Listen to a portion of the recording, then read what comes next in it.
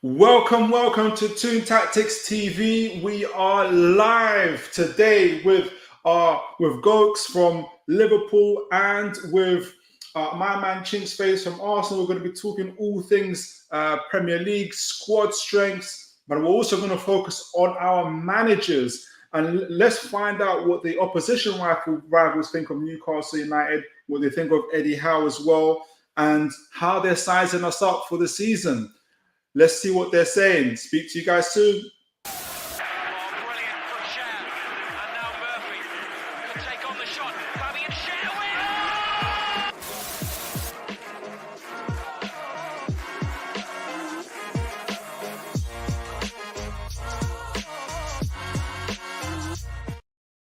All right, guys, as we said today, this is the second part of a three-part live stream. We're going through to kind of give a comprehensive understanding of what's happening in the league, of what our rivals think of Newcastle United, and what better people to get than the folks I've got on today. I'm going to welcome my man Chinks, who's an Arsenal fan. He has a real good take, expert analysis on all things Arsenal, and Mikel Arteta.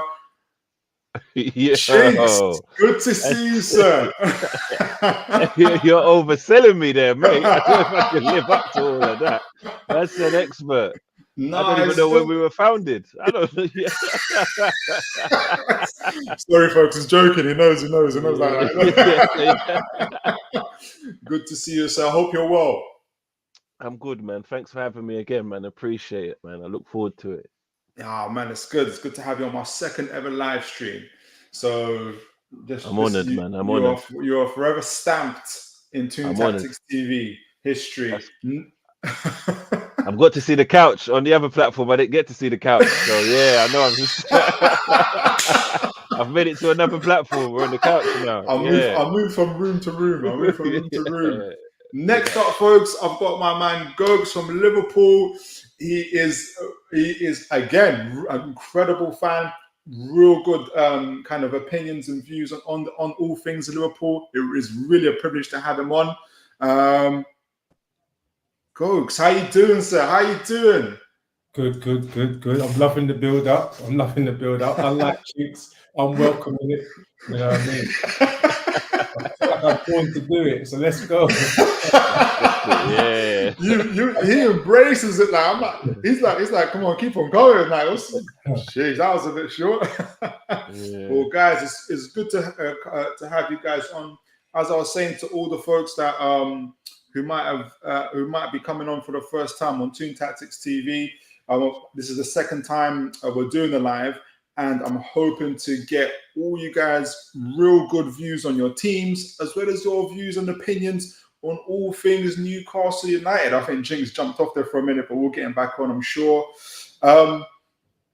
Here he is. So before we get into the crux of things, like I said today, we're going to be talking about squads, all of our squad strengths and weaknesses, to get a view on kind of how we're shaping up for the new season coming up. But today, I want to also have a little focus on our managers and what we think of them. But before we get into that, I want to catch up with a bit of day-to-day news, give about 10 minutes or so towards that. And I think the first place to go to, the first place I'd like to go to is Zubimendi. Zubimendi, the news has kind of come from literally all of the tier one sources in terms of Ornstein, Fabrizio Romani, I think Paul Joyce, is it? The journalist for Liverpool, Gokes? Yeah. They're all kind of, I don't know, you tell me, I'm a bit like, so what is it like? Because they're saying he's considering, or it's very much, he is coming. What's your thoughts, Gokes, on, first of all, on kind of how it's kind of been presented? Because they're not really even saying, I don't know what they're saying. Doesn't he persuade him, or do you reckon it's a lot more further down the line? No, I think, unfortunately for us, I think it's a bit of propaganda. So the background is, for those of people that don't know, Liverpool is the only Premiership side not to have made a signing yet. And we need signings in the right areas, which we're going to talk about. Finished third last season, 9 points behind, and we really ran out of steam towards the end of the season as well. There was one point in time, and you guys are going to laugh, when there was talk of the treble for Liverpool You guys won't remember that. And then we completely ran out of steam. So there's been a lot of angst that, the natives are restless. And what the wording that's come out is very interesting. It's saying that we are seeking to speak to him. And if you know anything about Liverpool's transfer business of late, it's very stealth. We don't get too much of a lead up.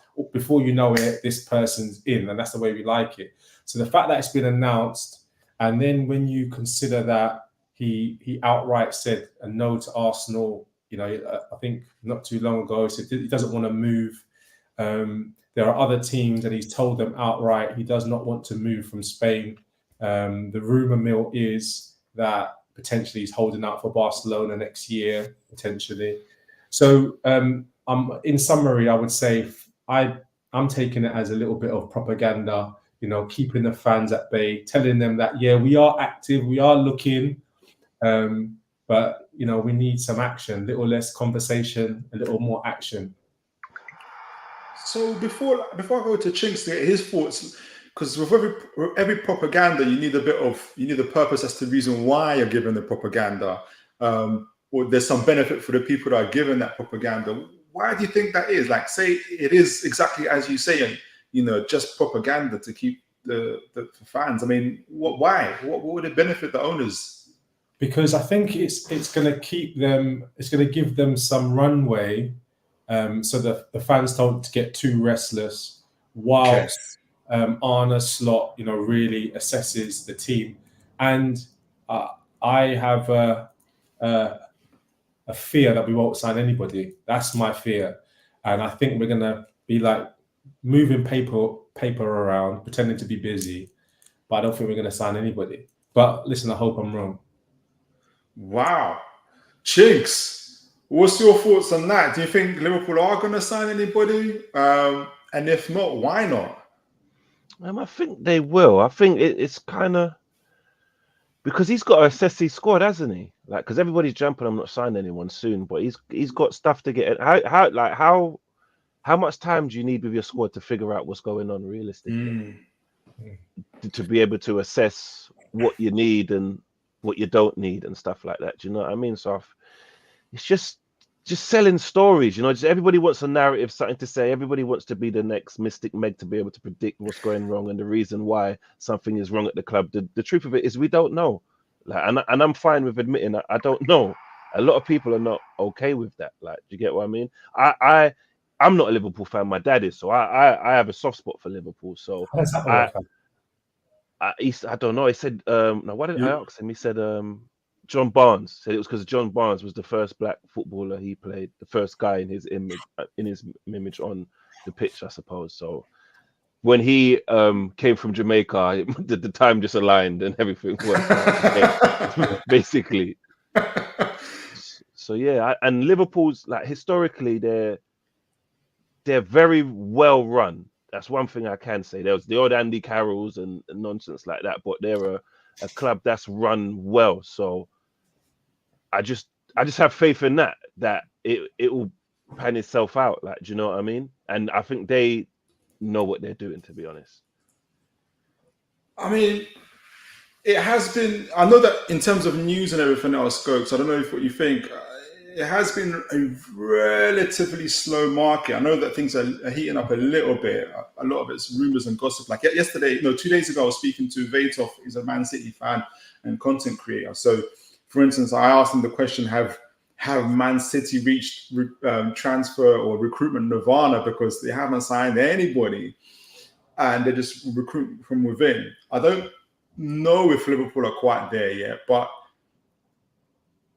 Because I can't think of any other reason why they wouldn't sign anybody. Are you thinking that is there a possibility that you'll just recruit from within your ranks? I mean, we're going to look a little bit later on your squads and your teams. Now, for instance, you've got quite, in my view, from the outside looking in, decent depth. Your academy players are incredible. I think they won the League Cup for you, obviously. Like, do you think it's enough, or do you think it's just a little bit too much about money? It's still a bit too commercial from the owner's side of things. No, it's not enough. Just to answer your question directly and plainly, it's not enough.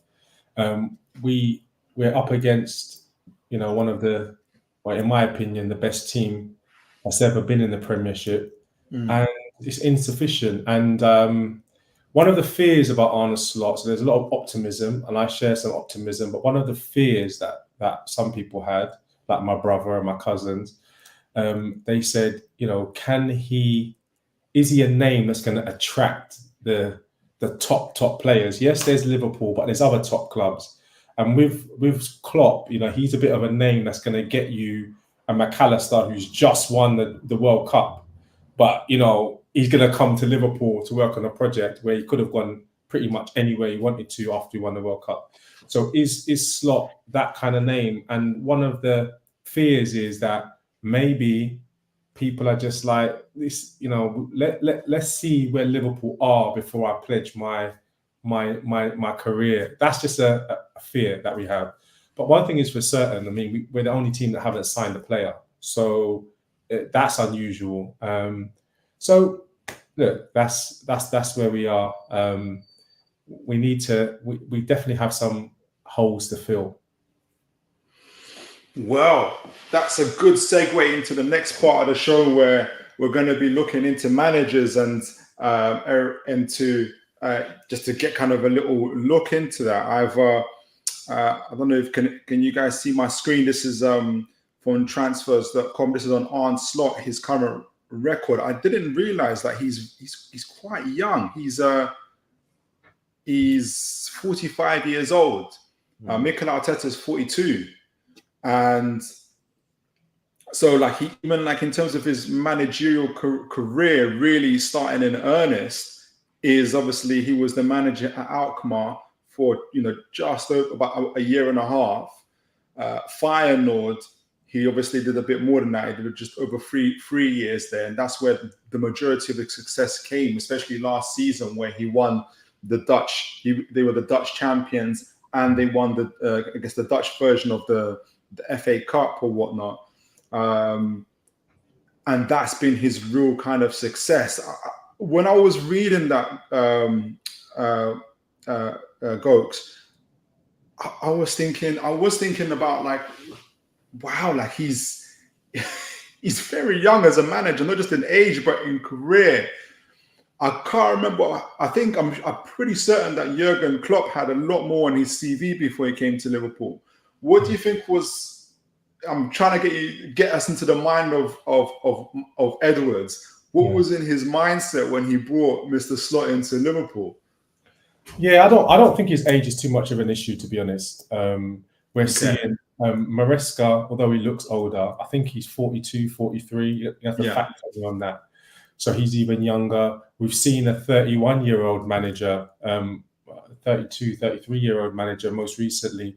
So managers are getting younger. They've got new ideas. And I don't think that is too much of an issue in terms of his age. I just think that he's presented with fresh ideas, and he's clearly done something that's working. Maybe at a football division, which maybe isn't as definitely isn't the high profile. I would argue is not as skilled as the one he's coming into, but they've definitely seen some things. So that's what they've gone with. I mean, Jinx, Arsenal are no strangers to bringing in young, unproven managers. You've got one now, Mr. Arteta. I mean, what's your thoughts? I mean, from kind of do you think Liverpool have taken a huge risk in terms of bringing in Slot? And what from your experience, what would, from what Liverpool fans would listen to our Arsenal fan, but in terms of what would your advice be? How should they prepare themselves for this upcoming season with a relatively new manager? Yes, he's won things, but still in kind of managerial years, and the size and capacity of the team that he's managing is new at. You know what? It's funny because when you introduced the question, you was like his career's not very extensive and all that stuff, and it's like it kind of I had an epiphany moment because it made me think that wow, we're like the old school. because everything you were saying made sense. Like that old method of getting the tried and tested, the guy with the long career, the guy who has all the resume, and we've seen them guys just do atrociously of late. Like, you know what I mean? And based on my recent experience, because before Arteta, I'm not proud of this moment, and this is why I think I take such a humble approach in being on the internet now. Yeah, there was a moment as an Arsenal fan, yeah, I was screaming for Mourinho, like I think it was after Wenger left. Yeah, I was just in such a place of despair, and I've just seen us. Yeah. You know, we had the lovely fluid football, and Yeah. he just tried to keep doing it, and then it got to a point where it changed. And I realized that he inherited the still. He put a few bits there, but that Tony Adams, George Graham, like the strong fullbacks and like he put the Vieiras on that, and but a lot of that sternness was he inherited in it. So to see him continuously trying to do this lovely, flowing, beautiful Arsenal football, and then just watch us get bullied and just look defensively inept, it was a point when I was just like, listen, Mourinho knows how to arrange the defense. That's all that matters.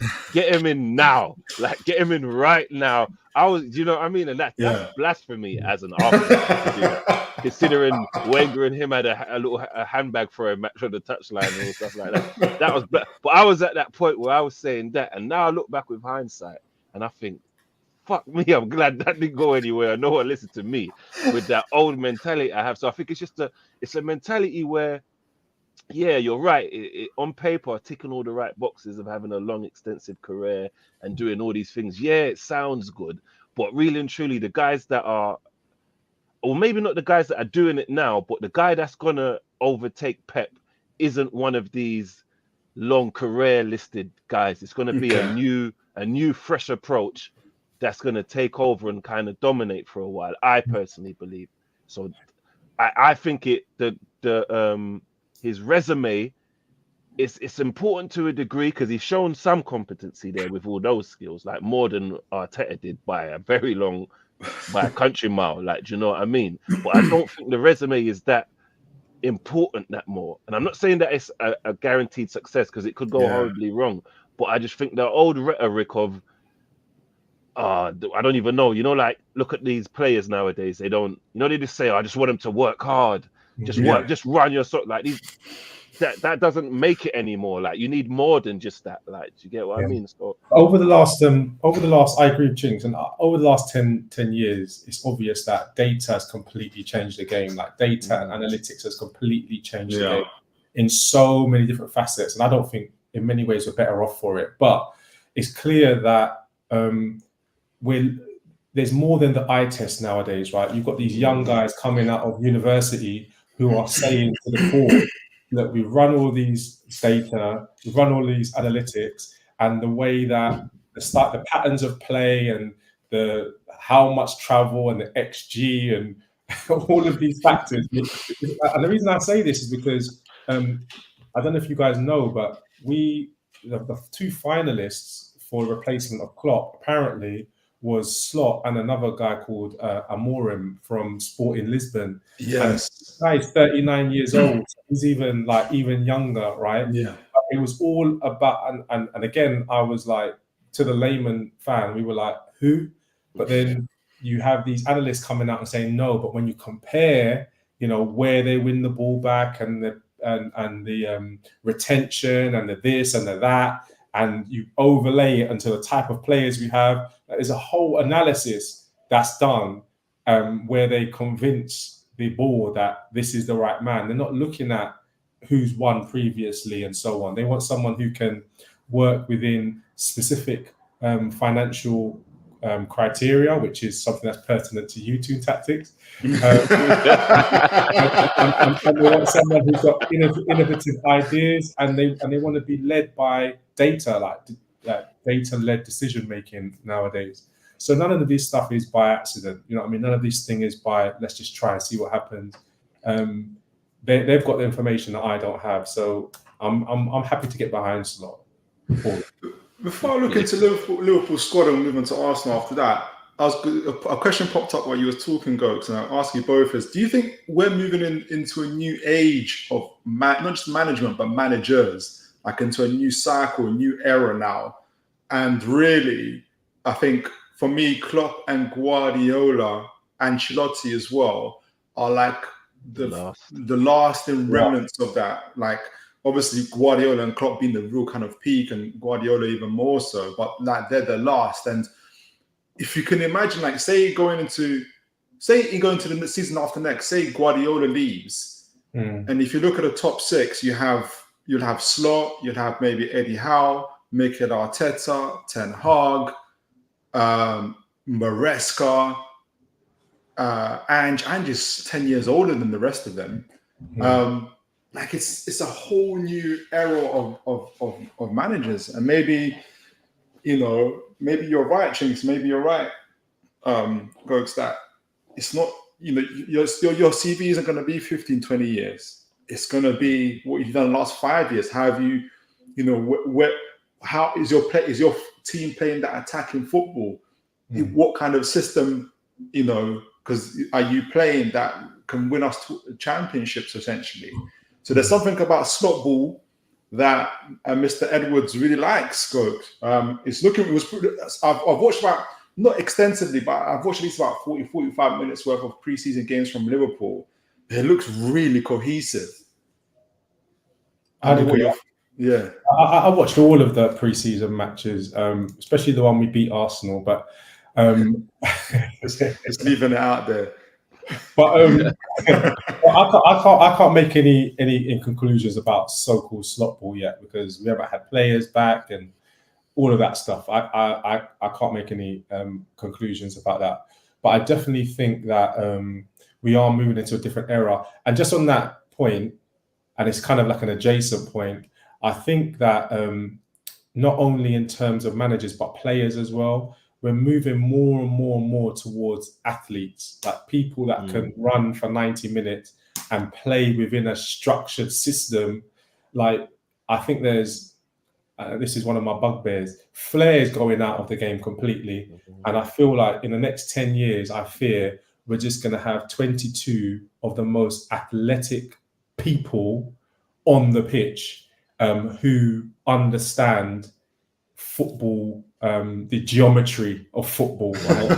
Like, that's what it's going to be about. Like, do you understand the triangles? Do you understand when he moves there, you move there, overlapping? Like, that's what it's going to be, just pure athletes and no flair. And I think the managers are like that. They're systematic managers, unfortunately. But that's a separate point for another day. No, well, speaking of geometry, here's Liverpool's squad. We'll look at the strengths and weaknesses of it. I mean, thank you, and again, thank you in advance for showing me for sharing the squad with me, Gogs.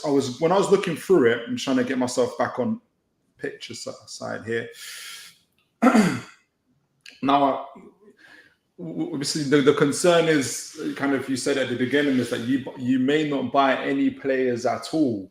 I mean, from the outsiders looking in, obviously, I'm a Newcastle fan. It would be good to get your view on this, Chinks, as well, from an outsider's perspective.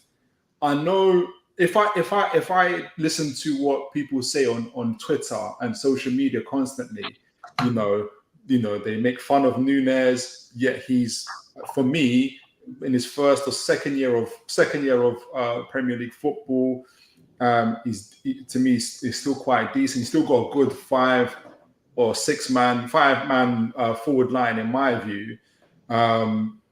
You've got pretty decent depth in your midfield as well. I know Gravenberch and others need to kind of improve themselves a little bit more. Defensive line is pretty strong, but although I know that Roberts is fading a little bit, but it looks like, at least in the preseason, Tsimikas is loving life. And again, going to your academy players in Kwanzaa and Connor Bradley, who, when I say this, I'm going to say this about Bradley now. I'm not going to, before anyone jumps at it, I'm not saying that he is this player, but there's a certain things in the way he plays that reminds me of him. For me, he's almost like the right back version of a Gerrard, in terms of he's very action packed, very athletic, very strong, very aggressive. I really like his style of football. as well. I really like Conor Bradley. I like him a hell of a lot, and that's a lot. I'm saying a lot because I really like Trent. He gets criticised in defence a lot, but to me, Trent's a world-class player. I'll argue that all day long, but I really, really like Conor Bradley. What I've seen of Conor Bradley. So going to that, I mean, you've got, I think, a minimum of 4 world-class players: Alisson, Van Dijk, Trent Alexander, and obviously Mr. Salah himself. I feel like there's a fifth, but I can't put my You finger throw on it. McAllister in there? World Cup and a World Cup and a Copa America? No? No, I'm just putting it out there for if you're winning the World Cup and a Copa America, and you know you're there or there, like you're starting every week.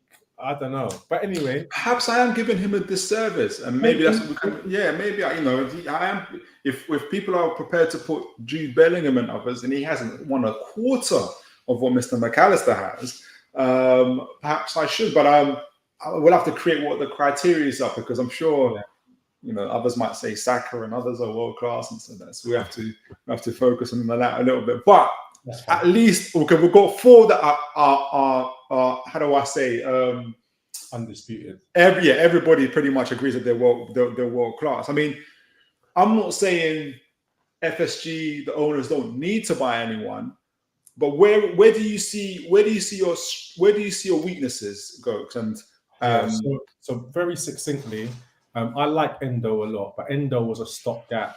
I think we bought him on the last day of the window.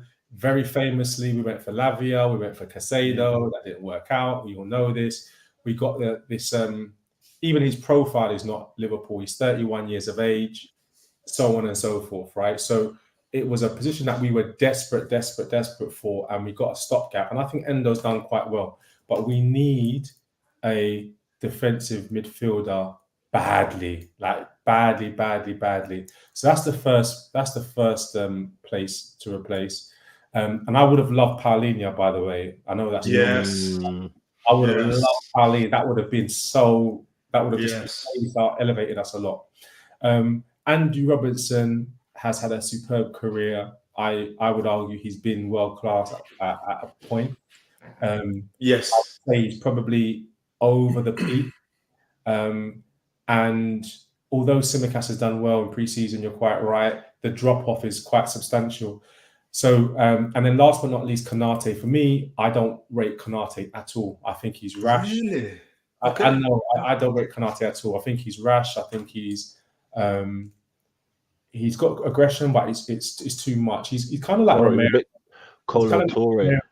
He's kind of like Romero for Tottenham, in the sense that you see Romero play brilliantly, and then you'll see him get 2 yellow cards in a row, and you think, what's going on? There's one thing I want you to think about as well, and this is really, really important.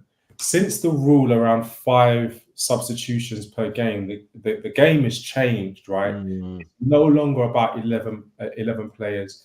I think Klopp, on average, he made 4 substitutions per game. Arteta is making an average 4 substitutions or 3-point-something substitutions per game. So it's not an 11-man game anymore. And we're not just talking about tiredness. Like in the old days, people would get substituted when they're tired. Now they're getting substituted because the formation has changed, because, back to the geometry that I mentioned before. So it's important that we don't just look at the 11. And therefore, when we say that, people like Robertson, we need a backup. And Jota, if Jota could play 10 games in a row, I'm telling you, he'd be one of the best strikers in the Prem. But he can't do it. So we need a striker. And maybe it means we need to sell somebody. That's another topic. But that's that. So the priority, in summary, would be Endo, a centre back, and a left back. And then if I was really spoiled, I'd say a striker as well. So what if you got these 2 players? I know you said 3, and I'm going to say it for gritted teeth, but you never know what could happen. You know where I'm going with this. Gordon. If you could get Anthony Gordon and a Zubimendi, how does your season look? and again, respectfully, I don't want Toon tactics. Anthony Gordon is not a priority for me at all. Okay. I'm glad to hear it. Again, you guys are gonna kill me. I don't think he's much better or better than Luis Diaz. Now, I don't see it. Yeah. Luis Diaz, for me, he's got a lot of what Mane had in him. Like, he's got a lot of that. I'm gonna get this ball with my fingernails. Like, he's got a lot. And he can be a little bit scruffy, but he can be very dynamic. He's unpredictable. Nunes has got a bit of that as well. I don't think Gordon is better than Luis Diaz. So not a priority for me. But definitely Zubamendi, 100%. You know, we need that. And it's so refreshing to hear that, because all I ever hear is really like just negative reviews on Diaz constantly. Really? Like, I think it's. I know that we made a joke about this a little while ago with Yoms, was about with different algorithms. I'm really beginning to think that depending on what algorithms are coming on your social 100%. media account, all I get is negative stuff, and I'm like, when I'm watching it, sometimes you just have to lock yourself off from social media, because I'm like, when I'm watching it, I'm like, again on social, if I'm looking at Diaz and others, I chuckle because obviously Gordon had a great season, but I still think that in his own way, Diaz is highly influential. I don't think, for instance, Darwin Núñez is a man of real controversy for people. So there's some people that really hate him. I'm like, this guy's a menace. Like, he's a menace to Newcastle every time. I don't know, Chinks. What do you think when you're looking at Liverpool's squad? Do you see them as title contenders? Whoa. You know, it's funny because just to go on, because I just want to back up that Diaz thing, because it's been quiet for him for a while as well. And of late, I've been hearing Liverpool fans complain, and it's just, I'm just like, wow, it really is. Like, I don't know if it's people who are upset in their own lives and they just need somewhere else to just direct hate at a particular moment.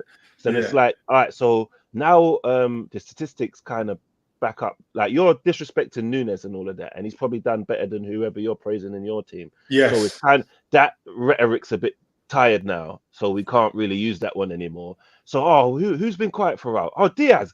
He's pants. He's not this.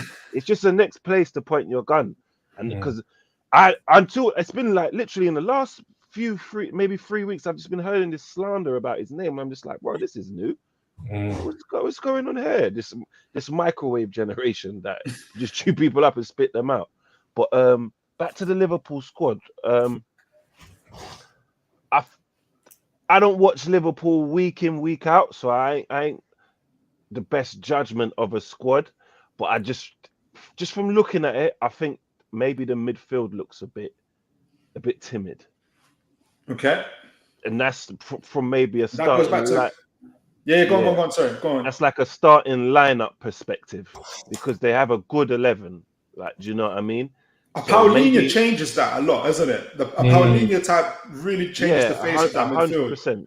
100%. Because it's not just the position he plays; it's what he can do in that position as well. So we bring in you could play Christopher Samba holding midfielder.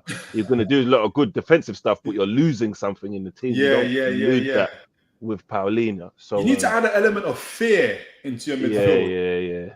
And that's bingo. That's what it is. It looks a bit like, it doesn't look scary. There's no like if we want to get physical with this midfield, they're very efficient, but who's going to stop that from happening? Even when we were at our weakest, we had Xhaka, who about 2 weeks later might pull his finger out, but stop that. Like, do you get what I mean? That's the only thing. Like, even when I think about it, you guys have that. You got very aggressive with us when we played you. Bro, you know what it is with us. Tonali, John Linton, Bruno Gomes committed PDH in that match. Jonathan is not a footballer. Sorry, but he's not a footballer, mate. He's not a footballer. But anyway, I can't have that.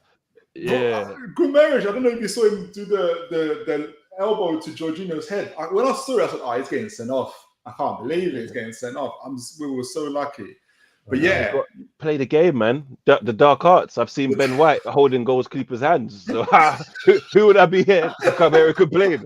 Like, do you know what I mean? So I think They need depth in certain positions. I'd agree, maybe left back. I think I haven't really seen much of Conor Bradley, but from what he sounds good. And I think Trent's. I really like. It's weird. Like, I like to learn things, innit? And I think the level of respect I have for Trent is he taught me a lot in football. Like, do you know what I mean? Because people like to have a go at his defensive side and stuff like that. But if you work out the game and the geometry and understand that the guy who gets the most time on the ball and pressured is our right back, because everyone else is a high up press and stuff like that. And I think is it quarterback? What's the guy in American football? Quarterback. Yeah. Controls everything. Like, he's quarterbacking the team. And I have a lot of time for him. So even if you can get some depth for him and even push him into midfield a bit, I think that beefs up the midfield. So that I'm an Arsenal fan. I love a bit of versatility. Do you know what I mean? And yeah. The strike, but you know what it is? I hate to just be that ungrateful guy, because Pep's got every single player, every single guy, and you know what I mean? And we all want to hold our squad to that barometer, and it's not always possible. Like, do you get what I mean? So it's a midfielder and a bit of depth here and there, but I think that's a very good squad. No, I agree. Before we go into Arsenal and Arteta, I wanted to ask her, because when I said to Chinks, is this team ready to compete for the league? You chuckled a little bit. Do you think Liverpool are not title contenders? No. Gokes chuckled a little bit when I said to you about Liverpool being title contenders, and Gokes chuckled a little bit. Definitely not title contenders. Really? Definitely not. Nowhere near. I think if you take away the fact that Arne Slot's brand new, and we're going to give him a lot of grace. We're going to give him a lot. There's that word again. I said to all my friends in my groups, I've said my word is patience. If Liverpool end up and they are 7th in the league, for example, I'm not going to be saying Slot out. Slot deserves at 7th in the league. I'm just saying, he deserves patience. He deserves understanding. We're not one of those clubs. You know what I mean? So let me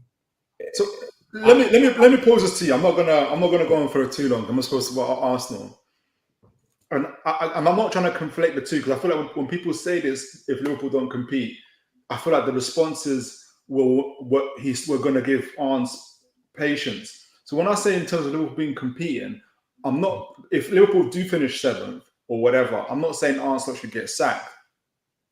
I'm saying that when you look at Liverpool, your experience, Champions League winners, Premier League winners, all within the last 3, 4, 5 years, we've established you've got 4, possibly 5 world-class players in your squad. Granted, you've got a new manager, but your squad is still the squad. You know, I'm not Michael Schumacher, but if I get into a Ferrari, the Ferrari's still a Ferrari, right? Yeah. And so you now obviously you've got the sporting director that you wanted back, Mr. Edwards. Yeah. How can you go from being 5 points away from winning the Premier League to then saying we could finish 7th? I'll answer that succinctly. Okay. At the end of the day, we've got a new manager with a new system. When Alex Ferguson, who is the greatest British manager, we all agree, he won the league, and he gave the reins to David Moyes, who had exactly the same players, and they've never won the league since. When Pep Guardiola came into a team, Pellegrini had won the league. In fact, Pellegrini had won, and Mancini had both won the league. And then Pep came into a team that not only won it once, had won it multiple times. His first season, he finished 4th. And that's because he was trying new things. He was trying to, it wasn't working out with Joe Hart, playing out from the back and all of that stuff. We remember that. So it doesn't matter about the brilliance of the manager. It takes time to seed in these ideas and these new patterns of play and get rid of bad habits. I heard Maresca talking about bad habits from last season that he has to contend with. I don't see that as an excuse. I see that history bears that out. I see it as a reality. I mean, even Arteta, he came into a team. If I can interject, but compared to Maresca, I know you give enough. His Chelsea squad is totally different to yours. Your bad habits are not Chelsea's. The difference is a chasm between Liverpool and Chelsea. Mm-hmm. You've got players that know how to win and have been competing for the league for the past 5, 6, 7 years or so. But let's say that slot ball. Let's say that, because we talk about slot ball, and we know what it is in philosophy. We don't know what it is in practice. Yeah. If Trent Alexander-Arnold is used to, like, if we look at this picture, if the pattern of play is he's used to passing the ball to McAllister, running around the outside and getting the ball back and then crossing it in. That is what he's used to, right? Mm-hmm. Imagine if now Slot says, do not pass it into the middle. It's too dangerous. I'll give you a quick anecdote. When I heard Rio Ferdinand recently talking about playing for England and why players play completely different at club that they do nationally, he said that when he played for Sven one time, and we know Rio Ferdinand's one of the best defenders. Yeah. When he played for Sven, he had a fantastic training session. He said Sven came over to him at the end at the training session. They said, "Can I speak to you?" And he thought he was going to get some praise. And Sven said to him, when you got the ball in defense, you ran forward into the space. My defenders do not run with the ball. And Rio was like, what am I going to do? That's my whole game. You know what I mean? And Sven told him, do not run with the ball. Get the ball, pass it. But yet the pattern of play at Man United, when he gets it, he'll turn, he'll run in, and the movement will happen. So I just use that example to say, although the players are there, they're going to have to learn a completely different style. And that needs time. Basically. Okay. Oh, well, we'll watch the space then. We'll watch the space. Speaking of managers, Arsenal, Mikel Arteta. Now the question, I'll share Mr. Arteta's tab. Can you guys see that? Yep. Here we go. Arteta, the manager. Here we go. Mikel, 42 years of age. Obviously got one Premier League. Excuse me. Look at that. Freudian. Freudian.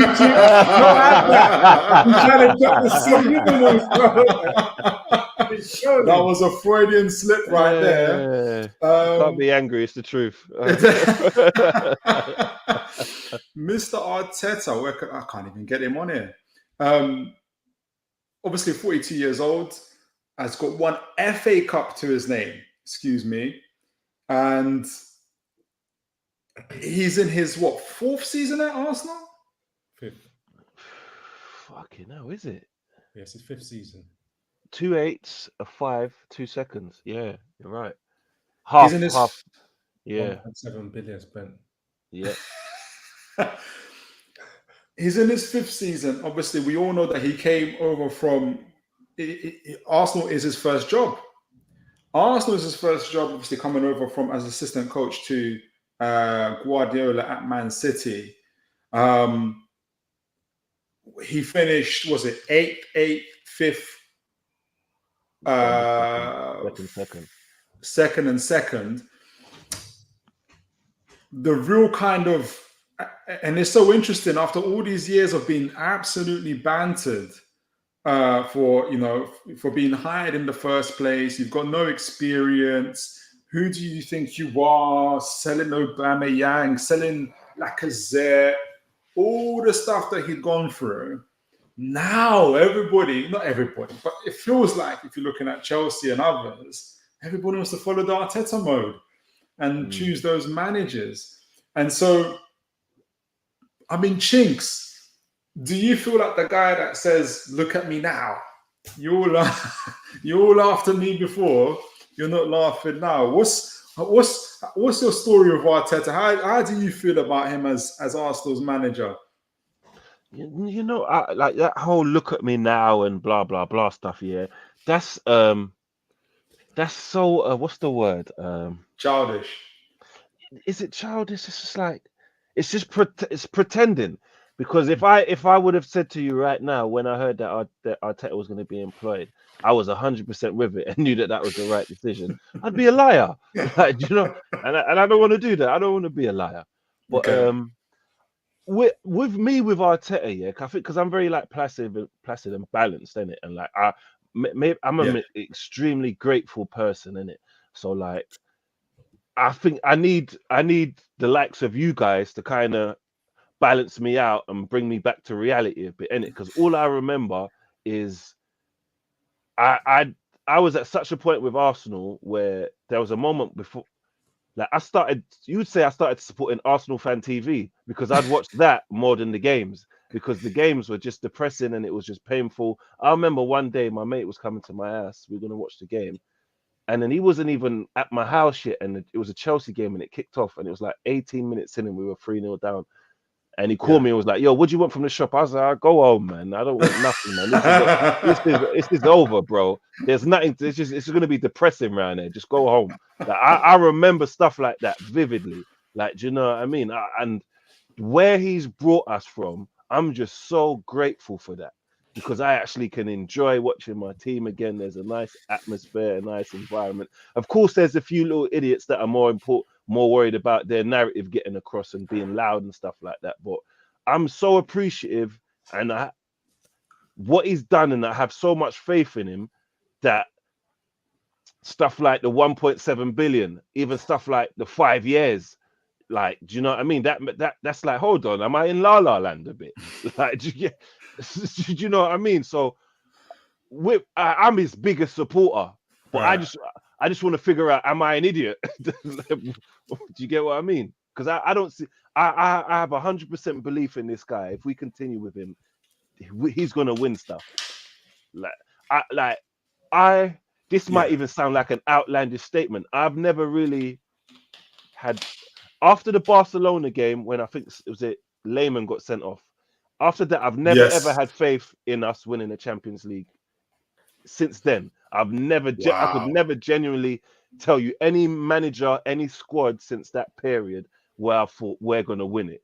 But for some reason, I feel that Arteta can win us the Champions League. I'm not saying it's this year. I'm not saying it's guaranteed next year. But I just feel like if we persist with this guy, he's gonna do great things for us. Well, you've heard it. You've heard it here, folks. Gokes, you strike me as a man that knows a little bit about leadership and process. With Arteta, I didn't understand this at first. I just couldn't understand them. Maybe it's just the social media world. Maybe it's just so far removed from reality.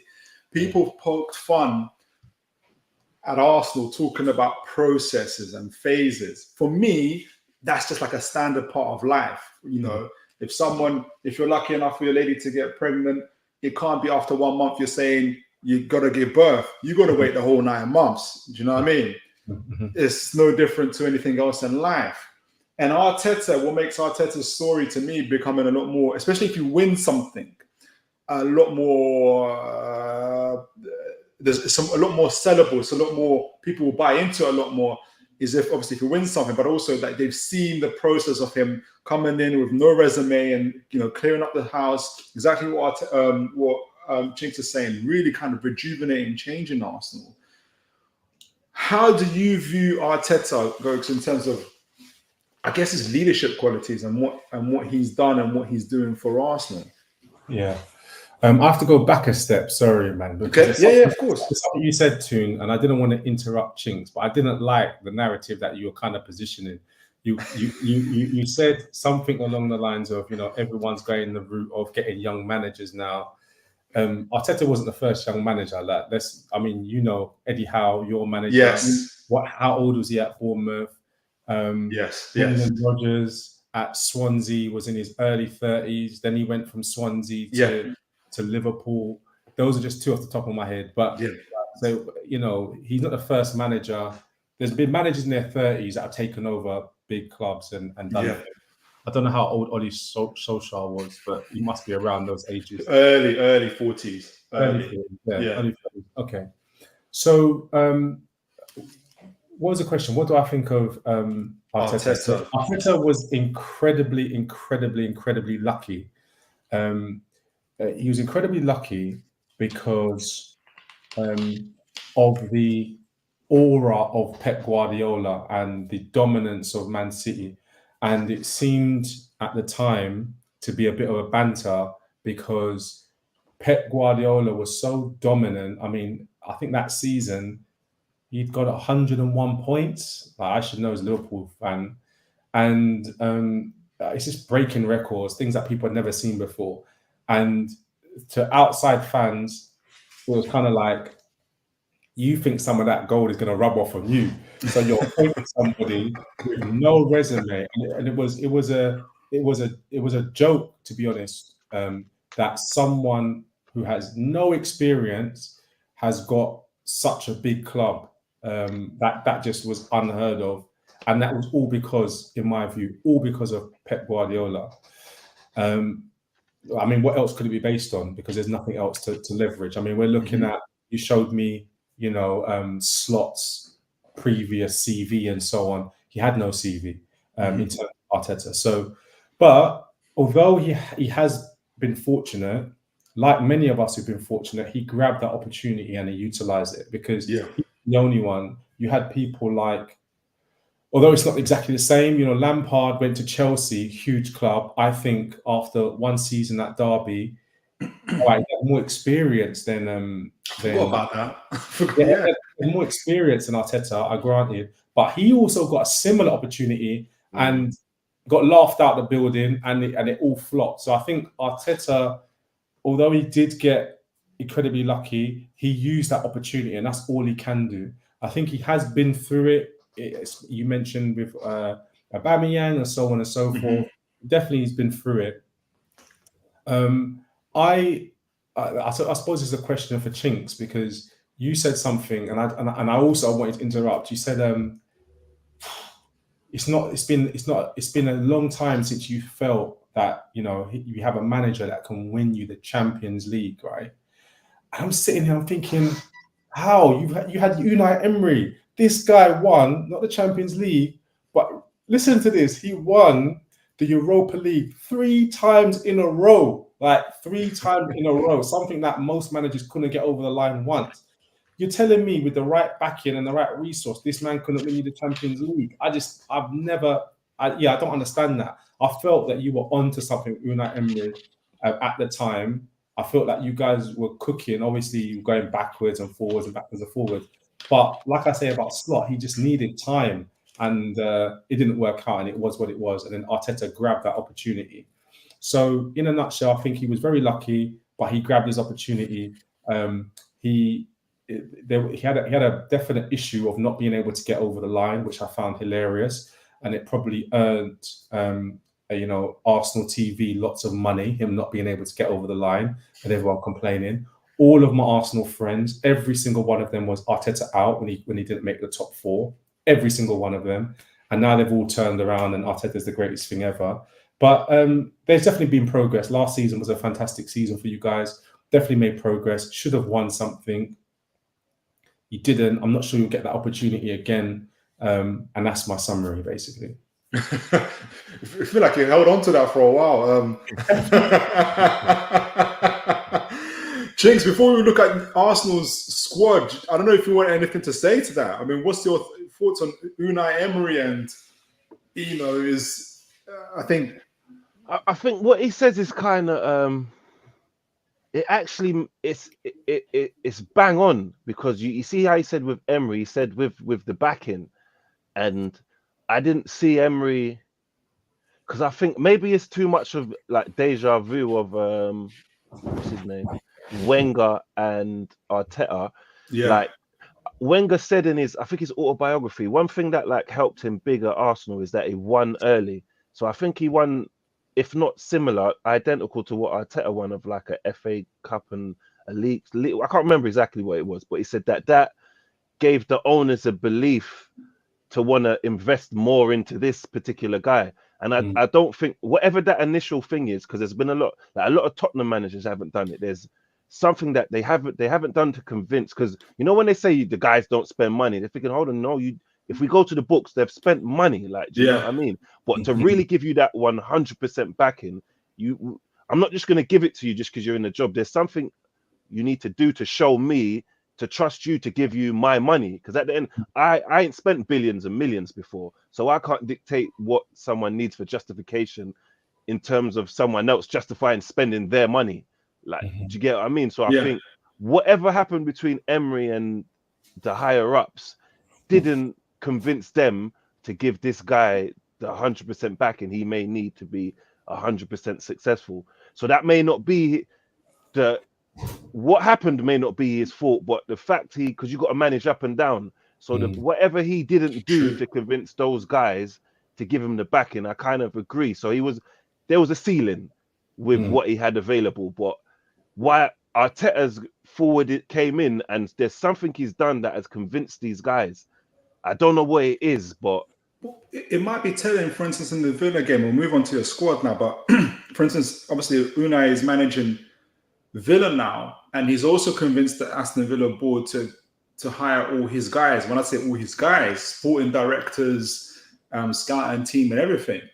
So that goes back to Chinks' point about being able to manage up, which he didn't do successfully, to the point where now where he's at Villa, he's saying, "Hey, if you guys want me, you need to. I want my own guys here. I want yeah, for real. You know, He knows what works and what don't work now. So I need exactly. this environment, or I'm not. Yeah, Manager. Exactly.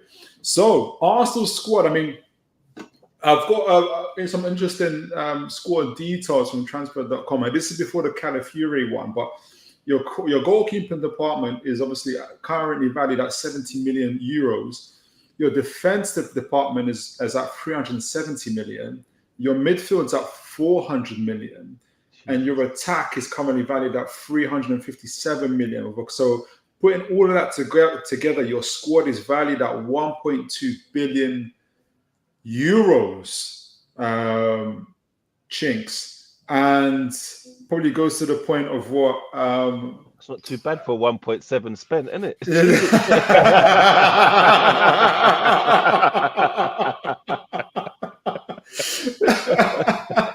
goes back to Gogs' point about the money that Arteta has spent. But when I look at the team, again, from the outsider's perspective, and it's always interesting putting these things together. When you guys sent me your squad names and stuff like that, and I was putting it together, first of all, I was jealous. Like, I won't even lie. And so to cut you two, I can't even take that credit. You assembled that beautiful squad. I can't even. But I can't even take the credit for that. I felt bad. Sorry. For us, I mean, if I look across the front three, I think Reece, Nelson, Saka, that can be amended. But Havertz, Gabriel Jesus, Gabriel Martinelli, Leos Trossard, really strong midfield, decent. I know people aren't enamored of Fabio Vieira, but that's nothing that can't be fixed. Partey, Jorginho, Declan Rice. Well, you could be looking at Mikel Merino, which makes a lot of sense now. Bringing him in. Your defense, though, goodness gracious. I feel like Arteta has taken a leaf out of Guardiola's book, where he's got 6'2" plus defenders, athletic, pacey, strong, incredible on the ball. I don't know if you guys knew this, but apparently Guardiola was a gymnast or something like that, or something like that. Like, so you can see what kind of players, athletes. I think Greg speaking about athletes earlier on. Like, you've got genuine athletes going into these teams, and the depth isn't too bad either. I know that Zinchenko obviously gets. That's a question. Sir. Is Timber a centre back, Jinx? Yeah, he can play centre back. He played. I thought he was a right back. He is as well. He can play there, but he's played both. I'm sure he's played both. Did he play centre back for Ajax? Was it? I don't know. And Kiwa, I thought Kiwa was a left back as well. No, he's a centre back, but just left sided. Okay. But you know what? You know what it is though. It's like, it's very like mystery. Yeah, but he can play left. So if Ben White steps into, because Arteta rates Ben White highly, they say he's very like good tactically in it. So his moments of stepping into midfield and inverting and going on the outside and stuff like that, he's very good at that. So it's weird. He'll step up and it will shift across. So even if Kivior's starting at left back, when we're in possession, he's actually a left centre back. Like, do you know what I mean? So Yeah. It's the way it looks in possession and out of possession. Like, because Zinchenko's barely at left back. Well, that's actually what I was thinking. Because when you're in possession, I think what happens is Ben White steps in, Odegaard literally becomes the fourth the attacker, like almost up front with the guys there, with Partey and Rice holding and Ben White holding the midfield, whilst you've got Gabriel Saliba and Calafiori in your defense. There's not going to be many strikers that are going to outrun those guys. In fact, there isn't. That's the whole point in squeezing the other defense shut. So in possession of Majestic, out of possession, you've got all the athleticism in the world to hold it. It's I think hands down, definitely a title competing squad. Yes, people will say you spent a lot of money, and they'll add, but you haven't won anything. But if I was to take that part away and just say you spent a lot of money, but looking at the squad, I feel like you've put together a very balanced squad together. I can't see what the average. Oh, actually, I can see what the average age is. Where is your average age? Yeah, so for your goalkeeper, where is it? There was an average age I could have seen it. It's pretty. You got a pretty healthy average age. While you look for that, Toon, yeah. Can I ask you? Are there any world-class players in this squad, in your opinion? I think Saka's world class, me personally. But then my justification for being world class is being it depends on the depth in your position, innit? So I think if the depth pool for talent in your position is not that deep, I'd say top 3. But in general, I'd say top 5 in your position in the world for a minimum of, let's say, 2 seasons. And then that qualifies my justification for world class. So Saka, in your opinion, will be top 5 in the world? Right wingers, I feel. Is he better than Saka in your opinion? Not Saka. Is he better than Salah in your opinion? Hell no. And that's one thing that justifies my decision, because when that whole what was it? The Saudi Arabia League wanted to buy Salah, all the newspapers and the Talk Sports, all these people saying Saka's the guy to replace him.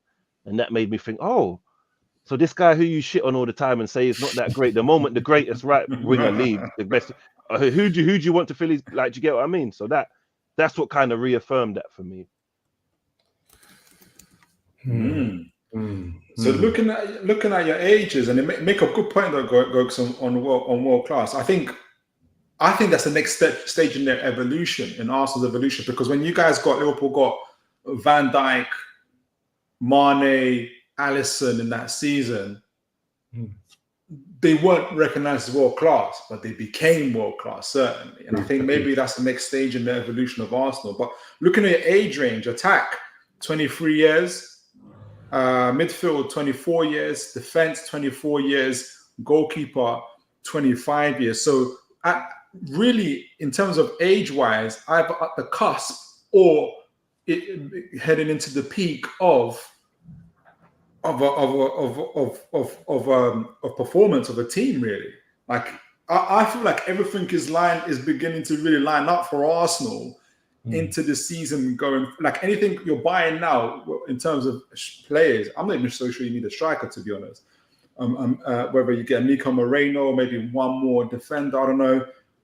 I feel like this is it. Like you got to win something. It's primed to win something. I don't know, Chinks, what you think. And with all that being said, yeah, like it just, you say all that stuff and it just fills me with joy, and then it makes me feel great, and then it feels like, yeah, like everything should just be coming to a head now. Pause. It's that premonition, and then like, oh yeah, Man City exists. And then you're like, it just knocks you back. It's just like, but even domestic cups, FA Cups, League Cups, Champions League, you got to get a Champions League.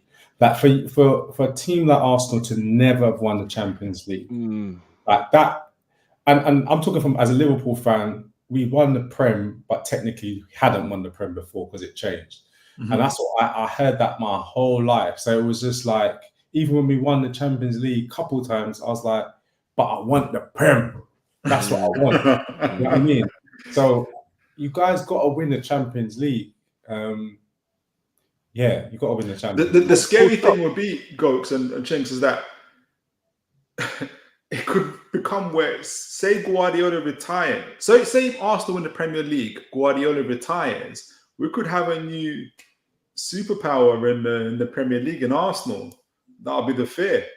Yeah, 'Cause now it's you- possible. It's possible Yeah. because they've got the best defense, hands down, in the Prem, like hands down, and they've strengthened the defense. On top of that, I think the problem is that you can't really suffer injuries. Your squad is not your squad is not deep. So, for example, you're a much better team than Chelsea, right? But Chelsea's squad is deeper, I would say. And what I mean by deeper is they could substitute somebody and not lose the integrity of the team too much. I think Liverpool can do that to a certain extent as well. I think that's the next stage that you guys need to get to. Because if you have... Do you think their squad isn't deep, Gogs? Yeah. Well, I'll get to that. But if Yeah. you have injuries like Man United, Liverpool, or Newcastle did last season, I think you're in trouble. And yeah, I do think the squad's not deep. I think that there's no replacement for Declan Rice. You're probably going to say Partey's at 8. Nico Marino. Maybe. That's a fair point. With my boy Chelsea Messi, Croydon Messi now gone to Fulham. If Odegaard gets injured, I think you've got a problem. You know what I mean? Like I see single points of failure in your team, and hopefully they stay fit. But you know, I do see single points of failure that there are just there's no. It will just change the whole dynamic of the team. Whereas Man City, you know, De Bruyne was injured for 3-4 months. They still went on to do what they had to do. Do you know what I mean? Like, but when they lost Roger, I don't know if you remember the first 5 games or something for a red card. They didn't win a game. Maybe it's about who you lose rather than yeah. You know, I would agree with you. For instance, if Arsenal lost Saka or Odegaard or Saliba, but more Saka or the Odegaard, I think you're going to see something different. You know, it's funny. I think Timber could cover for Saliba. I've seen him in a couple pre-seasons game, and of course that don't matter. But his style of play, he looks so good. He can play anywhere. So okay. I think that gives me a lot more faith than what's his name, Holding, when we had to play Holding. Yeah. Tough times. Because I thought we were like solid for depth. Of course, everybody could do with a bit more. But when he said Odegaard, I was like, yeah, you're right. We're going to put someone there, but is he going to do the same thing?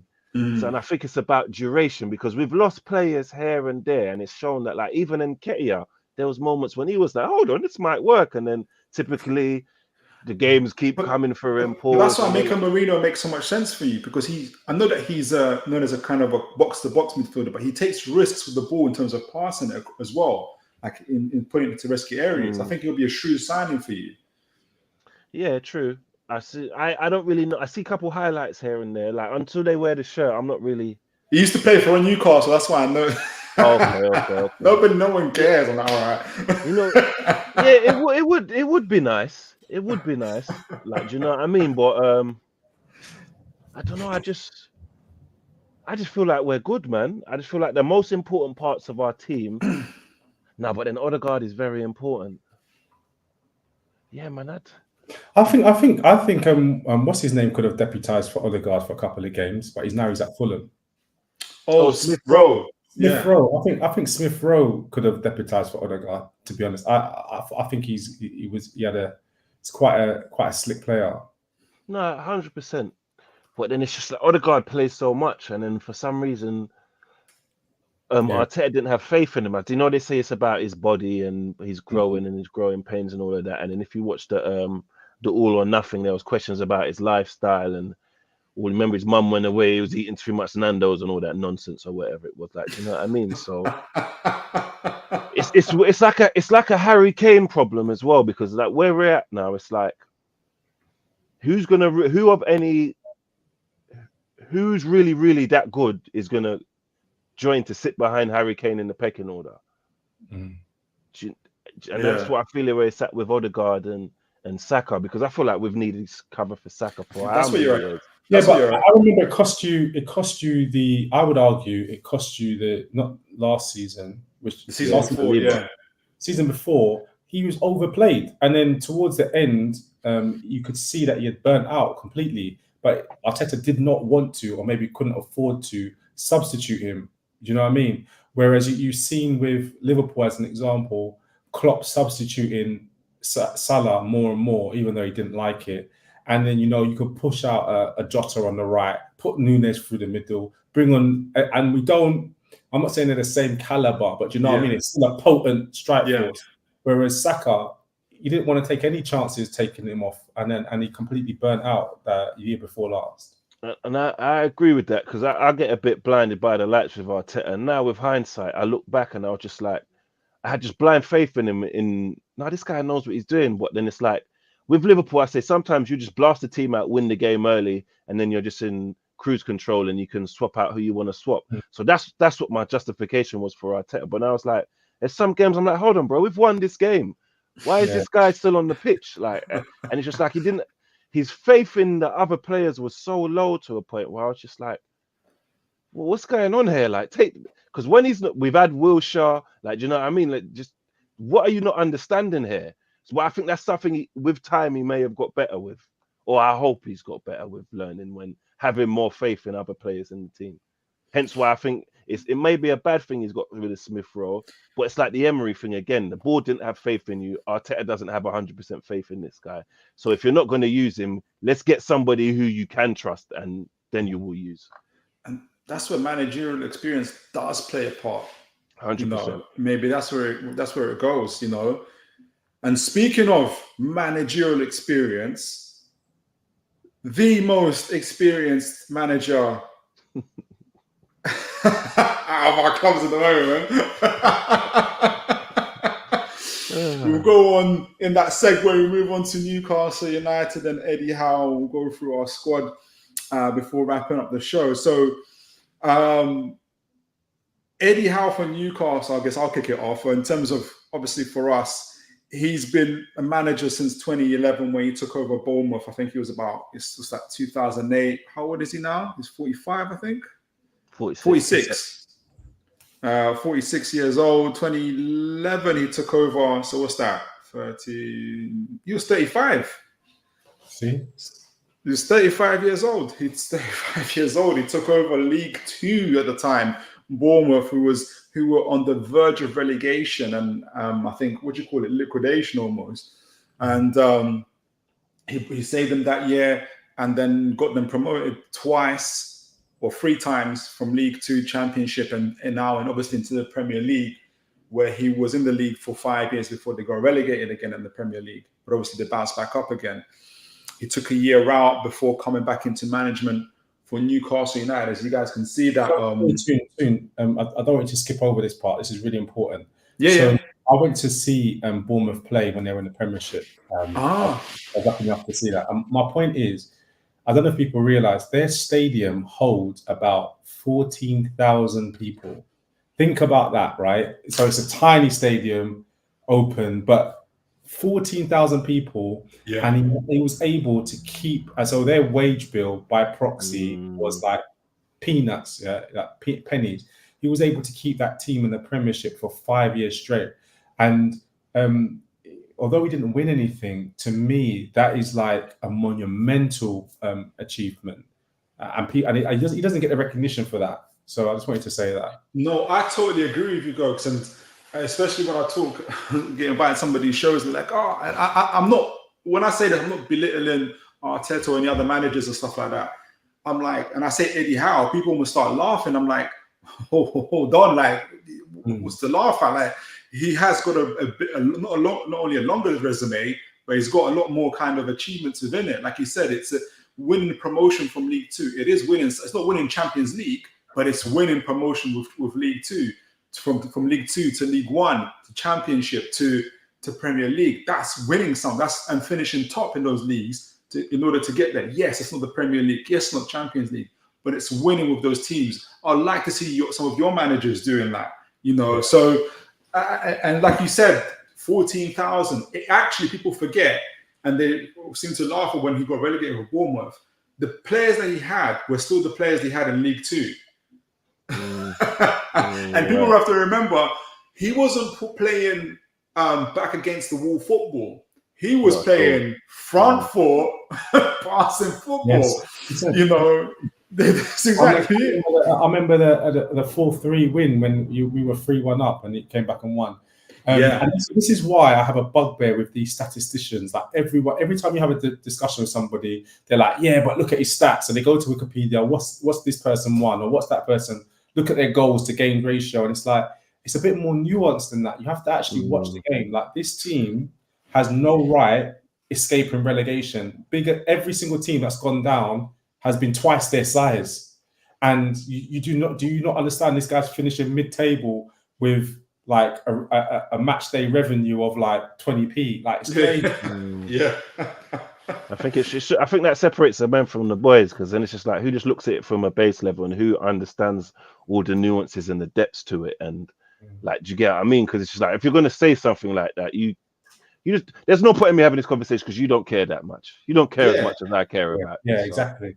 Yeah, well, it's Twitter comments. You've only got 150 characters, and you try to say, "Oh yeah, I hasn't won anything." So I'm like, no, like there's a little bit into it, you know. So yeah, I mean, he's taken obviously over Newcastle when we were facing relegation. We were bottom of the league.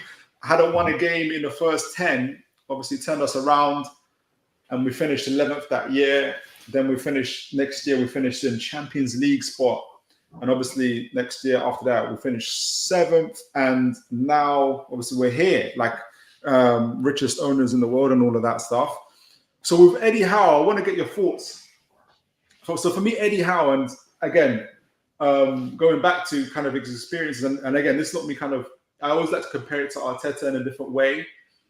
For me, Eddie Howe is like the kid that, if you compare him to Arteta, and I'm not meaning it as a slight, I think I've said it before, this analogy, Arteta's like the kid that was sent to private school and given the best teachers, i.e. Guardiola, you know, shiny swimming pools, and he did his science trips to Switzerland, right? Eddie Howe went to Croydon College. Anyway, so he went to. We talking about Croydon. Don't do that. He went to an incredible college. Not very good, man. No, he just went. You know, he was like when you're at the bottom of the bottom. You're 35 years old. He's taken over bankrupt Bournemouth League 2. That was his beginning, right? He didn't have Guardiola looking over his shoulder or any of those type of the players. I'm not, and again, Arteta sees his opportunity.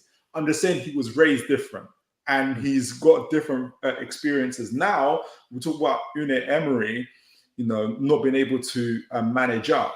He's having to manage up. I don't know if you guys are aware, but we've recently had a change in some of our ownership. Amanda Staveley and Merda Kadusi are no longer part of Newcastle. And it's pretty. Can you explain why that is for the layman? Yeah, so it's an interesting one. Depends what stories you look at. We've obviously had Amanda's come out and said, "Look, I'm a broker. In paraphrasing, I'm a broker. I put deals together." She put the Man City deal together, for instance, the takeover there, the Newcastle deal. You know, I'm not a sporting director. I'm not like in that sense. Yes, I'm a business person. I do billion-dollar deals, but I'm not a sporting director. I don't put things together. And so it was just a natural ending for her. If you go into the depths of things, properly though. Well, that's where the story goes. Where the whole reason we're talking about Anthony Gordon, we were £70 million in the hole with 2 days to go before PSR. And somebody had went off and whispered to Mr. Anthony Gordon, "We might have to sell you," and which the majority holders PIF were not impressed with. Anyway, we managed to pull it out the fire with the selling of Elliot Anderson and Minte, but it left a sour taste on things. And I'm kind of really long story short, because it seemed that maybe Eddie Howe had a little bit too much influence on the board through Amanda Staveley, Merda Kadusi, and the footballing people, i.e., you can even include Dan Ashworth and Darren Eales and all the guys, were not allowed to really govern as they ought to be governing. Hence, we find ourselves with 10 plus injuries. We find ourselves £70 million in a hole, having to potentially sell Anthony Gordon for 40 million to Liverpool, take the mick, you know. And the PIF owners were just not impressed with that kind of stuff. Mm. And so they were like, all right, Paul Mitchell, the same sporting director of the guy who brought you Dele Alli, Vertonghen, what's that defender? I forgot they had. The guy who brought you Chouameni, Nkunku, all those guys, you're coming in. Merda Gadusi, Amanda Staveley sold up their shares. And so it's very much a PIF-led, sporting director-led board now. Now Eddie Howe is having to, he's kind of insinuated, hey, I want to know, are things the same? And the answer is no. The lines of communication are different. But having said all of that, his leadership and his management is highly valued. Like, it's beyond. We just talked about our owners. I'm not saying who our managers. I'm not saying who's better, Eddie Howe, Arne Slot, or Arteta. But if we're looking about length, he's almost the same age as your guys, but he's got about 8-9 years more experience. He's gone through the leagues. His man management is exceptional. Joe Linton was looking at one of the worst transfers in football in history, and now he's the man mountain that he is. Anthony Gordon, until this season, the most he scored was 6 goals. Spends a year with Eddie Howe, he's 20 plus, and he's looking like a 70-75 million pound striker. And so you just don't throw away Eddie Howe just like that. So he's excellent. He's excellent. So Toon. Obviously, I praise Eddie Howe. Like you just heard that, yeah. Yeah. But I need to give. Every coin has a head and a tails, right? Yeah. So we're speaking glowingly about the head, but he also has a lot of patience. He's benefited. So I'll give you an example. There was a period, and you know the exact numbers. I won't.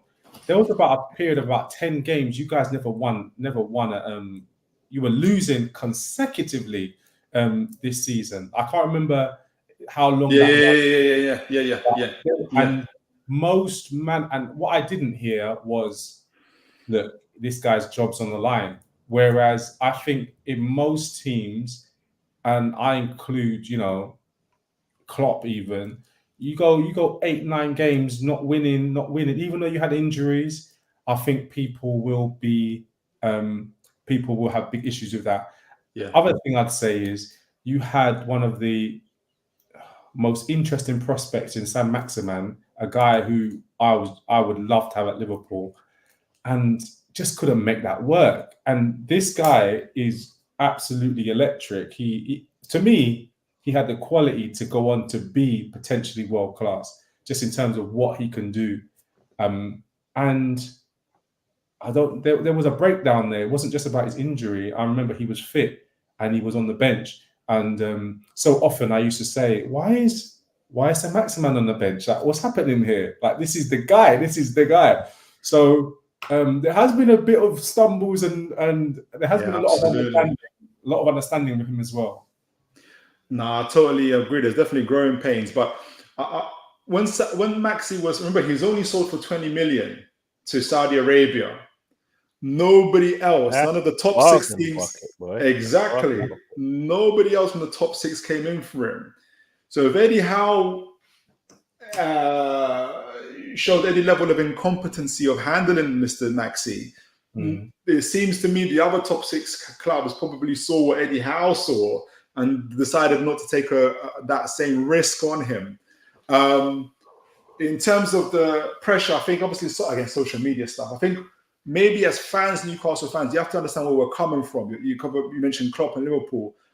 And I always mention this, we've come from our players having rehydration pools in wheelie bins. Wow. We've come from nothing. And I'm not saying we're just happy for the sake of being happy. I think our patience is a little bit more in terms of where we kind of understand where we've come from. We after facing relegation to Champions League, and this is our Champions, that period we didn't win for 10 games, we were going back to back in the Champions League. Lewis Miley, our 17-year-old mate, was the heart of our midfield. Yeah. So there was a lot more understanding. Yes, but injuries change a lot of how we play, and I think you'll see a little bit of tweaks in how we're playing. And I think I think not too dissimilar to Slot, where I think Liverpool faced that kind of football of of people rock and roll, but constant like energy, power, pressure. Your players' knees collapse. Ask Fabinho about that, right? You've got to have an element of control, and I think that's where Eddie Howe's going to have to learn and kind of or maybe also to so part of his with the new guys coming in. Paul Mitchell's brought in another guy called Mr. Bunce, and he's the guy that also looks at how people do their training. So when they took over Monaco, like half of Monaco's squad, more than half, were out injured, like 13 players, like all the time. That's insane. So they had to look at their training measurements, and so all of that's going to get changed as well. So I think me personally, and I'm going to ask you guys. Me personally, I don't know what Eddie Howe's ceiling is. I don't know if he's good enough to win a domestic cup, Premier League, or whatnot. But I do think he has the ingredients for that. I think this year of all years are the ones where I'm going to learn about that. So when I put the question to you guys, what do you guys think Eddie Howe's ceiling is? Ceiling. Can definitely win a domestic cup, 100%. And I think his ceiling is probably top 4. Okay. I think he's a good manager, as I've explained. I don't think that he's a great manager, as in the most innovative, but he's a very good manager. I think top 4 and a trophy. That's why I see him. Yeah, it's funny because when he was going through his resume and all the places he's gone, I was like, oh, he's sounding like a better looking David Moyes. Like, you know what I mean? Like he's on prime trajectory to be David Moyes. Like, do you know what I mean? It's a pity he didn't get the Arteta route and get to start at such a good, like you start at a good foundation. Like your parents left you a house, you ain't got to worry about rent. So you can focus on more creative stuff. Like, do you know what I mean? It seems like he's wasted all his magic at these lower teams. And that's an interesting take. Yeah. No, and then the other side of that as well, because I think I agree with Goats, because it's funny because I have like a load of random thoughts, and when I listen to people's opinions, it locks onto certain things, and I'm like, yeah, maybe he's a good manager. He could have the potential to be great, but maybe he's a good manager. And this is a weird analogy, like Nas, like DJ Vlad said that Nas is one of the best rappers of all time, but he's got very poor beat selection.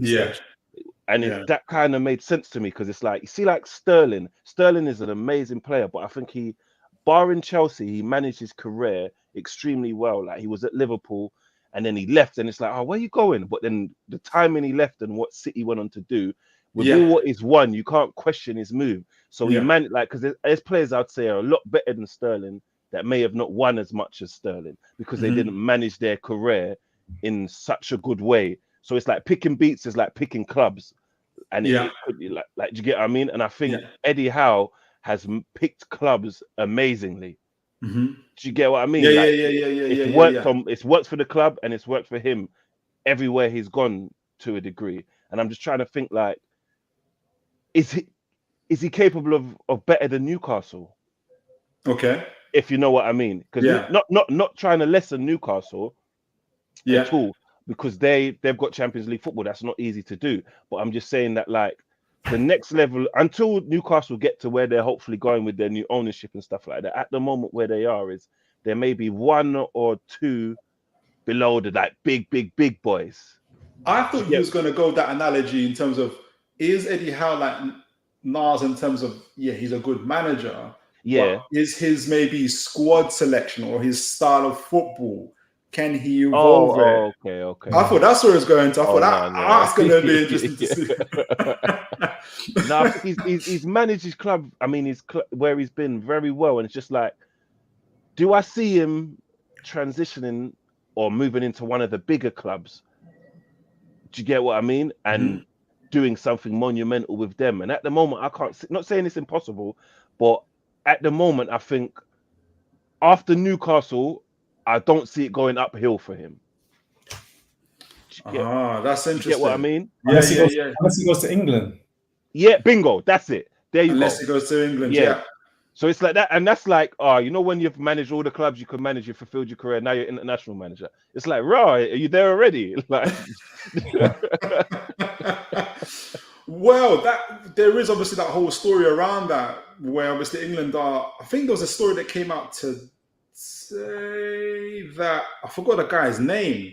They got an interim manager for England coming in. What's his name? He's their current under-21s manager. I forgot his name, but he's going to take over for like an interim period. But yeah, I think England are looking at him, are looking at Eddie Howe. Lee Carsley. Lee Carsley, that's it, yeah. So England are looking at him, but if I was Eddie Howe, I'll be wondering, is my story... I want to be able to say I won something at the end of this. 100%.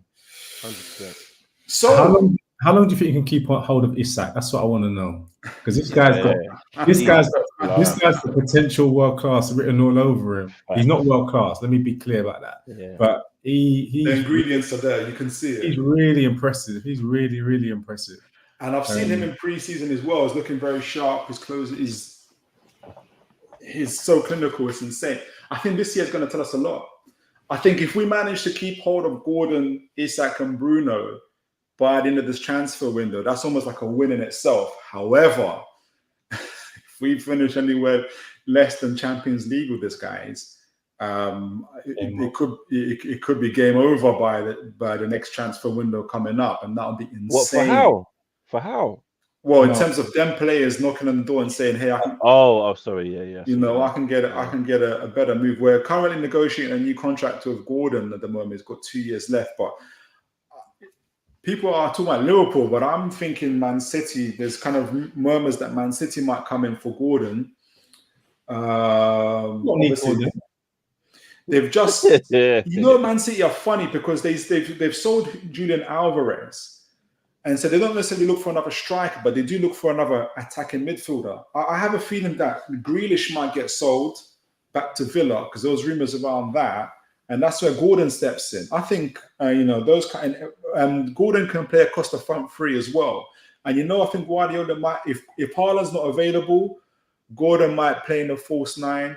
Having Haaland, Gordon, I forgot who's on their right side. 6'+", 6'3+". You got Doku.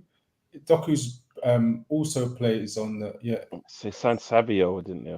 Savio, that's it. Savio, yeah. So look, I don't know, but Guardiola makes it work somehow. But that's part of the rumors. You know what? To hear you talk here, Toon, after this, I'm gonna have to go and do some research on this Gordon guy, because I don't know, because I respect your opinion. The way you speak about this guy, you must know something I don't know, and I need to find it out. Because it's casual. Oh, he floats it with Liverpool. It's like, City now. Man, this guy could fucking play for anybody. Like, I need to do my homework on this boy. I need to. Yeah, he's. Sorry, go on, Coach. Go on. Tonali is going to be like a new signing for you. 100%. What I saw of him, I thought this guy looks like a baller. Yeah, I don't want to say Pirlo. I don't want to say I don't want to say Pirlo. This guy looks like some new age Pirlo. What? But then, that season last year, our first game against Villa, we crushed them 5-1. I was thinking, it's going to look peak for some things. And then it just all disintegrated. Like, he got caught.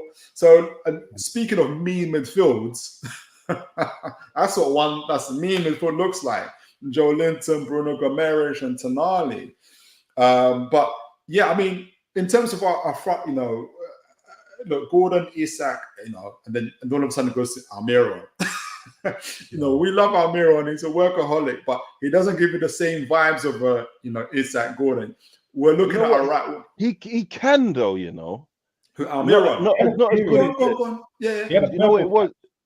There was a moment. I don't know if you remember it. But Grealish said in the interview. Pep said you're playing like Almiron. And then Almiron heard that and said, "No, he's taking me for some dickhead," and he was on smoke. I was like, Yeah, "Hold on, if you can just keep that fire in your belly, you could do something." Do You you know? might have to buy Grealish so you can see him every day in training.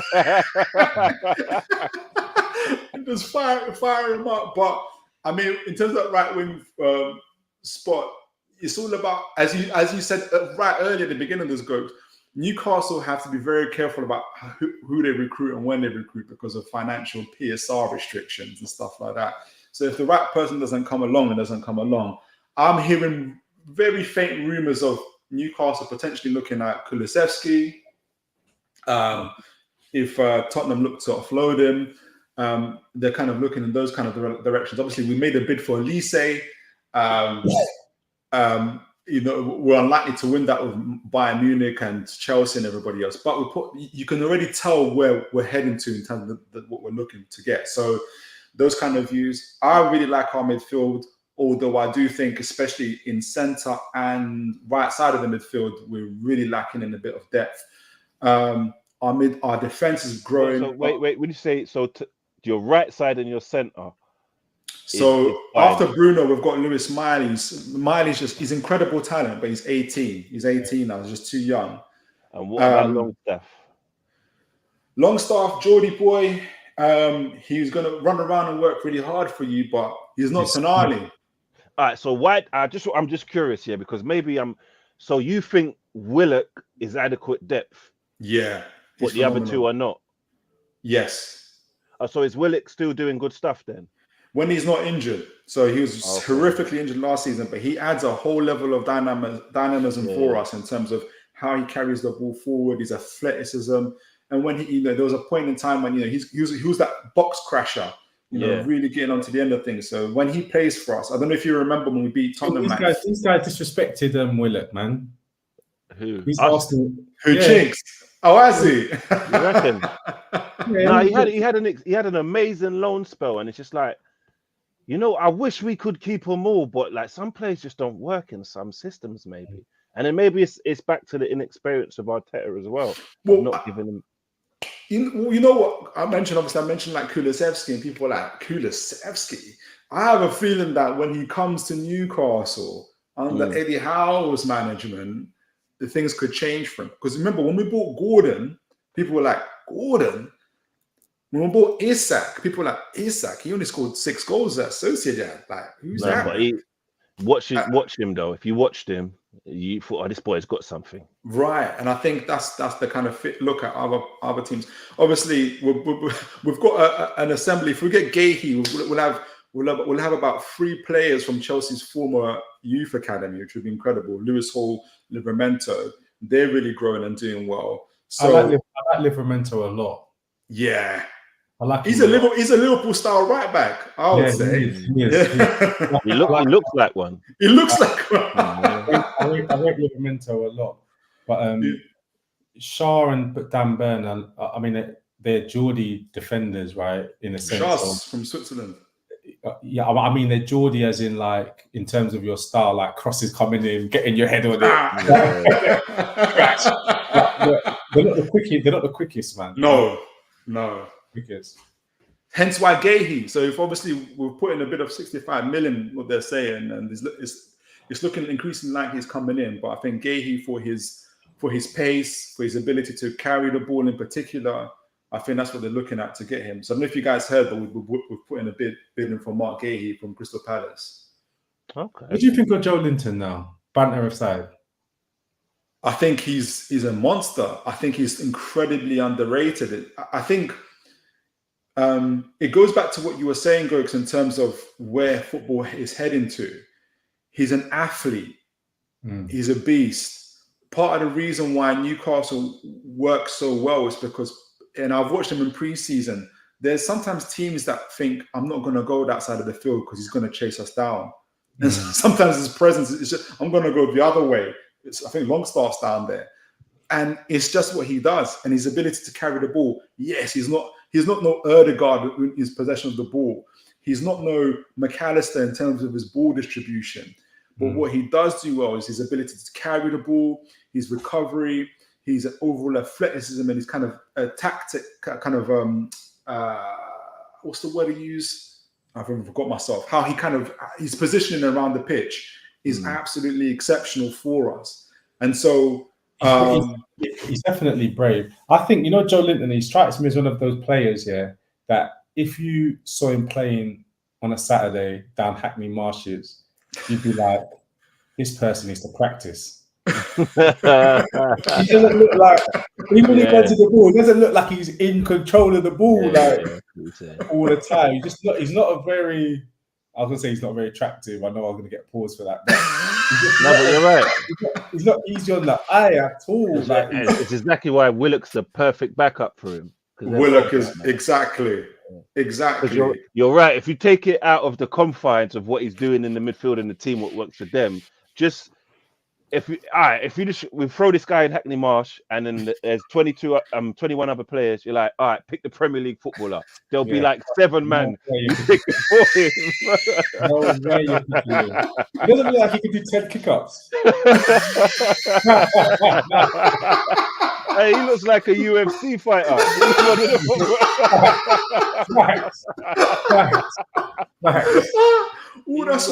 That's why I always go back to the point of, and I know you guys aren't saying this, Rodri. A lot of people think that he's the unicorn. You don't get Rodri's the guy that can track back, can carry the ball, pass the ball, do everything. There's no midfielder like to that level, to like a world-class level. You're not going to get that. That's why if you put Tonali, Bruno, Joe Linton together, you get a Rodri. You get someone that's good on the ball, who can recover, who can carry the ball, who can pass, who can play deep line, be a deep line playmaker, can be an attacking midfielder, can do all those things. And so that's what makes us in terms of our midfield and what we're doing. 100%. Listen, if you put Henderson, Wijnaldum, and Fabinho together, exactly. You get an engine that is just so efficient. But individually, I mean, Fabinho was really good. But you're not going to look at. I like all of them, but most fans will say, Henderson or Wijnaldum, like they're not ballers. But you know what I mean. It works for what it works for. And I can't remember what I was watching a video, and they were like, Rodri, Trent, Salah, Van Dijk, De Bruyne, Edison, and who else was it? What's the other? Is it Diaz who plays centre back for City? These players are like wild cards. Like they're like, you see, like you could have a nice hand or whatever, but they're like aces. They're gonna win your games, save your points. There's certain things they're gonna do between the season, and those two, Liverpool and City, have the most of those type of players, which is why at any given moment anything can go right for them. Do you get what I mean? So, I mean, before I get to wrap things up, Big Preach left how about several comments here, absolutely killing Newcastle. How is best for international football? Brendan Rodgers is better. How is just a young Big Sam? Hodgson, God bless you, Big Preach. Chelsea, Spurs, and possibly Arsenal are only top 6 clubs that would need. Big Preach. If you're on Rivals today, big up Ash Matic. No, I just want to, because I was there at the foundation of this, and I just want to highlight, it's still off that base. There was, I'm not there, Gokche, but there was a show, when I think Preach joined late, and Toon and Ash just jumped him. They just jumped on him, piled on about Liverpool, and and you know when you lose your head to where you're just saying stuff and you're angry now. They got him there where it was just the dog was just fighting. So now, any given moment, he's firing at you guys. You lot brought this on you. I'm telling you. Because I remember that day, I was sitting there like, yo, you lot are wicked. Was it me, Ash, or me and Jay? I forgot. Or me, Ash. Yeah, it might have been you and Jay. I remember. But Ash was there and he didn't stop it. So he's part of it as well. Ash is the guy that puts everybody in the wrong room and just leaves and just acts like, oh, what happened here? So that day, I've noticed a change in his energy, boy.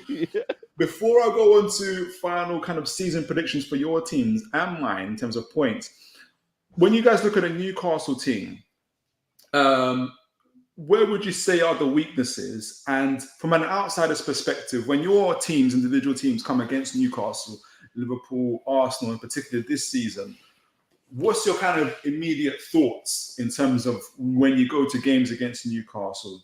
So in terms of the team, what's your kind of initial thoughts in terms of Newcastle as a team? Where do you kind of see the strengths? Where do you guys see the weaknesses? I'll let you go. All right, so you know what it is with there's this like see like there's derbies, like there's derby games that mean something. I think within the leagues of playing together, there's like these new. It's like a new derby. It's like there's something that goes wrong between these two teams, and it becomes like a derby game. And Newcastle gives me that vibe. Like there's history. Like now, like do you know what I mean? You remember when you didn't watch the All or Nothing, but there was a game we played Brentford, and after they beat us the season before, Tony tweeted nice kickabout, or something like that. Yeah. And the next season, our quote put that on the screen and was like, look at this, like, and used that as, and I think that there's a bit of that between Arsenal and Newcastle. So based off how good we are in the season and our points tally and how we play and all of that, we should beat you. But then that derby element of it makes me think, fuck, this is a high-strung emotional game that can go anywhere. So in terms of you versus us, I'm not 100% sure, but I don't think we should lose the game. But then in terms of your team and as squad as a whole, top four would be, I don't know. It might sound mad to say because you've already done it, but top four seems like a bit of an overachievement for this squad. And that may be because I think go on. Tonali was a big like Messi, everybody gives credit to Messi, but Messi goes, no, Ronaldinho was if I painted it, Ronaldinho built it. So Tonali was that.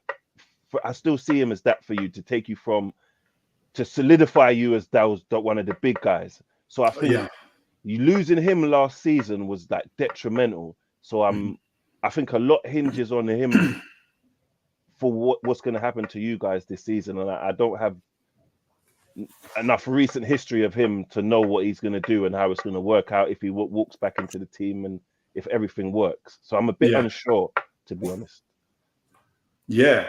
Have you got a final points prediction for Newcastle in this season coming? If it stays like this, and I'm gonna come get a revised score from you guys for your own teams as well as for Newcastle after the transfer window finishes at the end of August. So don't feel like you have to be Mystic Meg right now. But if you was to give a final points prediction for Newcastle, we finished on 60 points in the previous season.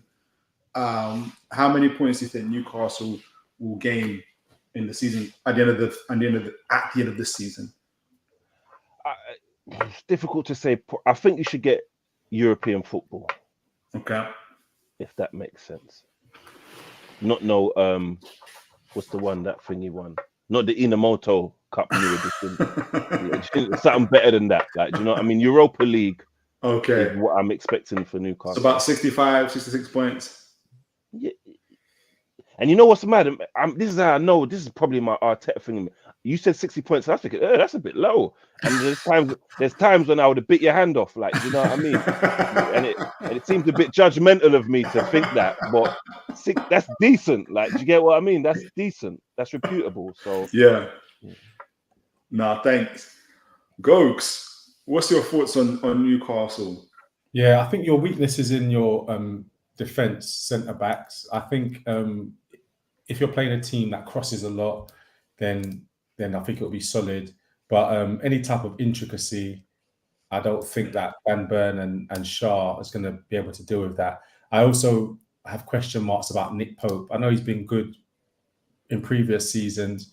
I've got question marks about Nick Pope, to be honest. So I'd say that the gaps are in your defence.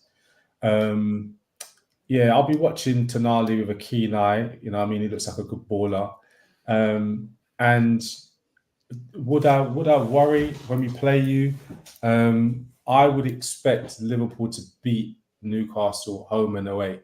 and we typically have high scoring games, as I know you're aware. Yeah. I think there's a stat. There must be some stat about how high. We're one of the highest scoring fixtures. Yeah.